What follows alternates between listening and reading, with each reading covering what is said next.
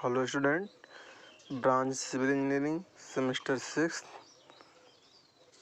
Subject CMAED construction management public works accountant entrepreneurship development.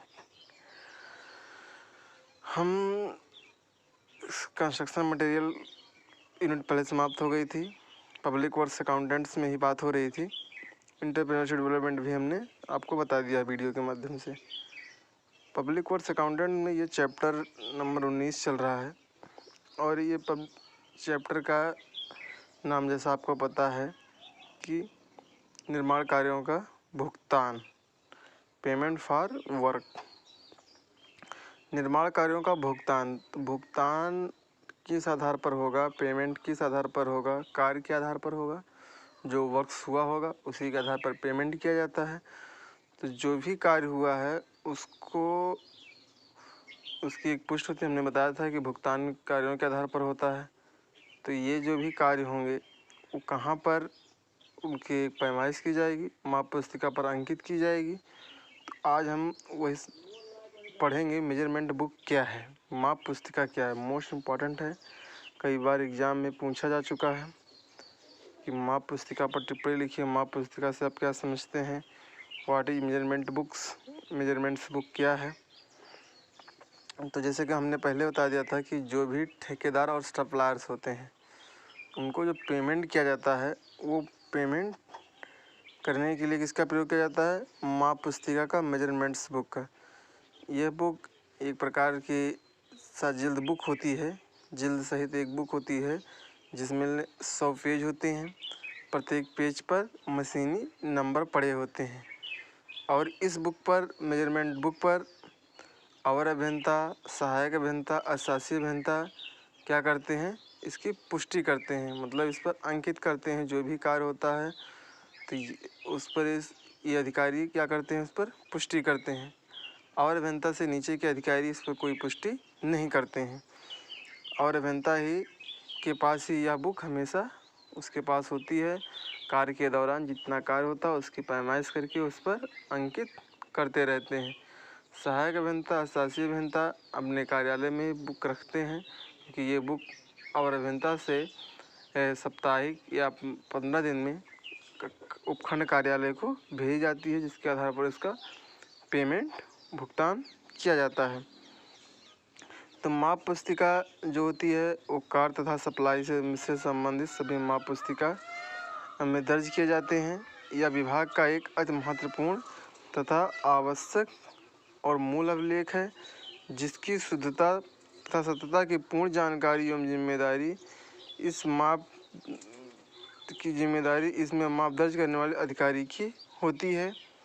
माप पुस्तिका में अवर अभियंता, सहायक अभियंता तथा अशासी अभियंता ये सभी अधिकारी प्रविष्टियाँ दर्ज करने के लिए अधिकृत होते हैं। अभी जो मेजरमेंट बुक होती है, इस मेजरमेंट बुक में 5 कॉलम छपे होते हैं। इस प्रकार होते हैं, मतलब मशीन नंबर पड़े होते हैं, 100 पेज होते हैं, साजिल्द बुक होती है और अभियंता के पास होती है। साथ में इसमें 5 कॉलम छपे होते हैं।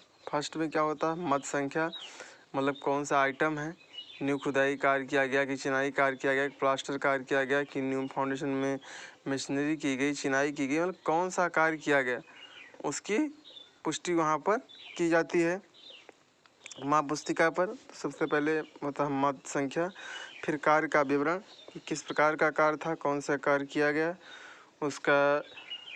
उसमें विवरण होता है। फिर संख्या, कितनी क्वांटिटी थी उसकी। फिर पैमाइश का मतलब उसकी लंबाई चौड़ाई नापी जाएगी, ऊंचाई या गहराई जो भी होगी वो मेजरमेंट किया जाएगा, पैमाइश की जाएगी। पैमाइश करने के बाद क्या रिजल्ट आया, क्या परिमाण था, कितना, वो 5 कॉलम में अंकित किया जाता है। प्रत्येक माप पुस्तिका में 100 पृष्ठ होते हैं जिन पर मशीनी क्रम संख्या पड़ी रहती है। ऐसा नहीं कि आप कोई भी पेज बाहर से निकाल लीजिए। 100 पेज की बुक होती है, 7 जिल्द होती है और मशीनी नंबर पड़े होते हैं और अभियंता के पास होती है।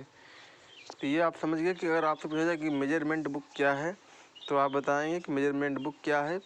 ये सार्वजनिक निर्माण विभाग का एक मूल अभिलेख है जिस पर पर डे की जो भी कार्य होती है, कार्य के अनुरूप वो उसमें अंकित की जाती है और इसी के आधार पर ठेकेदार तथा सप्लायर का भुगतान भी होता है।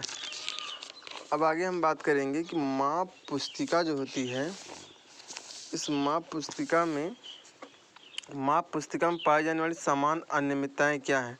Common irregularities found in the measurements book में क्या कॉमन इरेगुलरिटीज पाई जाती हैं। वैसे अनियमितताएं कई प्रकार की हो सकती हैं, लेकिन जो सामान्य अनियमितताएं होती हैं, इरेगुलरिटीज आपको देखने को मिलती हैं, वो कौन कौन सी इरेगुलरिटीज हैं जो आपको सामने से दिखती हैं। माप पुस्तिका में पाई जाने वाली सामान्य अनियमितताएं निम्नलिखित हैं। सबसे पहला, पैमाइशकर्ता का मौके पर न जाना।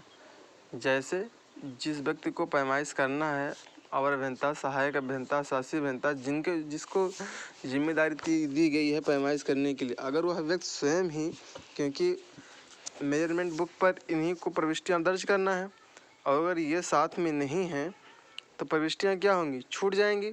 और प्रविष्टियाँ अगर छूट गई तो क्या होगा, इरेगुलरिटीज हो जाएंगी, अनियमितताएँ हो जाएंगी। तो पहला रीजन हो गया कि पैमाइशकर्ता का मौके पर न जाना। दूसरा रीजन, माप पुस्तिका पास में ना होना। अगर माप पुस्तिका पास में नहीं रहेगी, जैसा कि मान लीजिए माप पुस्तिका खंड कार्यालय में रखी गई है, वहाँ से नहीं आई है, अवर अभियंता, चूँकि अवर अभियंता के पास हमेशा मेजरमेंट बुक होनी चाहिए, अगर मेजरमेंट बुक अवर अभियंता के पास नहीं है तो क्या होगी, उस समय कुछ प्रविष्टियाँ छूट जाएंगी, जिससे अनियमितताएँ पाई जाएंगी। भुगतान के बाद पैमाइश में फेरबदल करना। जैसे कि किसी भी प्रविष्टियाँ के कोई भी आंकड़े अगर उनके आधार पर पेमेंट हो गया, फिर उसमें फेरबदल करना, इधर उधर करना एक गंभीर अनियमितता में आती है। ये आप जानकारी जान लें कि भुगतान होने के बाद अगर किसी में हेर फेर किया गया तो एक गंभीर अनियमितता है। तो भुगतान के बाद पैमाइश में फेरबदल करना क्या है, एक गंभीर अनियमितता है।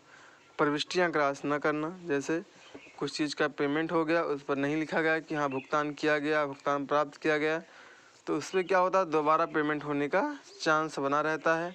ये भी क्या है, गंभीर अनियमितता है कि प्रविष्टियाँ जो भी अंकित की गई पेमेंट होने के बाद उसको क्रॉस नहीं किया गया।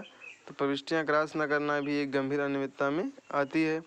पेंसिल पर स्याही फेरना। जैसे पेंसिल पर अगर स्याही फेरा जाता है तो क्या होता है, उस पर आप कुछ अलग कर देते हैं, जिससे भी क्या होती है, एक अनियमितता उत्पन्न हो जाती है। कटिंग पर हस्ताक्षर ना करना। कहीं पर अगर आपने मेजरमेंट बुक में, वैसे हमें बचना चाहिए कटिंग ना हो, लेकिन कटिंग होने के बाद अगर आपने अपने उस पर सक्षम अधिकारी प्रमाणित नहीं किया हस्ताक्षर करके, तो वो भी क्या है, एक गंभीर अनियमितता में मानी जाती है। ओवर राइटिंग करना। ओवर राइटिंग करने का मतलब एक बार कुछ लिखा होना, उसके ऊपर कुछ और चढ़ाना, ये भी क्या है, गंभीर अनियमितता में मानी जाती है कि ओवर राइटिंग करना। खाली पृष्ठ छोड़ना। 2 पेज के बाद 1 पेज छोड़ देना, 4 पेज के बाद 1 पेज छोड़ देना, किसी तरीके से पेज छोड़ना, ये भी क्या है, मेजरमेंट बुक की एक गंभीर अनियमितता है। दोबारा पैमाइश दर्ज करना। दोबारा पैमाइश, एक बार किसी चीज़ की पैमाइश हो गई, फिर उसी चीज़ की पैमाइश, जैसे मान लीजिए प्लास्टर कार्य हुआ, फिर प्लास्टर कार्य को की पैमाइश अगर दर्ज की गई तो ये भी एक क्या है, एक गंभीर अनियमितता में आएगी। अधूरी पैमाइश। अधूरी पैमाइश का मतलब है कि जैसे किसी चीज़ का वर्ग मीटर में, जैसे मान लीजिए प्लास्टर कार्य वर्ग मीटर में, फिर उसको घर मीटर में लिखा गया, या कोई कार्य घर मीटर में था वर्ग मीटर में लिखा गया, तो ये क्या है, एक अधूरी पैमाइश है। इससे क्या होता है, इससे मेजरमेंट बुक में गंभीर अनियमितता देखने को मिलती है। ठेकेदार का नाम। किस ठेकेदार द्वारा कार्य कराया जा रहा है उसका नाम मेजरमेंट बुक में ना होना, ये भी एक क्या है, गंभीर अनियमितता है। तो कहने का मतलब ठेकेदार का नाम, प्रविष्टियाँ अंकित होनी चाहिए, अगर अंकित नहीं है तो ये गंभीर अनियमितता में मानी जाती हैं। तो ये आपके मेन रीजन थे। माप पुस्तिका में पाई जाने वाली समान अनियमितताएँ ये थी, निम्नलिखित थी। पैमाइशकर्ता का मौके पर न जाना, माप पुस्तिका में पास में न होना, भ्रामक पैमाइश दर्ज करना, भुगतान के बाद पैमाइश में फेरबदल करना, प्रविष्टियाँ क्रॉस न करना, पेंसिल पर स्याही फेरना, कटिंग पर हस्ताक्षर न करना, ऊपर राइटिंग लिखना, खाली पृष्ठ छोड़ना, दोबारा पैमाइश दर्ज करना, अधूरी पैमाइश दर्ज करना और ठेकेदार का नाम न होना, ये सब एक गंभीर अनियमितता के अंतर्गत आती हैं, गंभीर अनियमितता के अंतर्गत मानी जाती हैं। तो आप इतना ध्यान रखिएगा कि ये सारी चीज़ों पर विशेष ध्यान रखिएगा। मेजरमेंट बुक और मेजरमेंट बुक में पाई जाने वाली समान अनियमितताएं, ये आपके लिए मोस्ट इम्पॉर्टेंट है।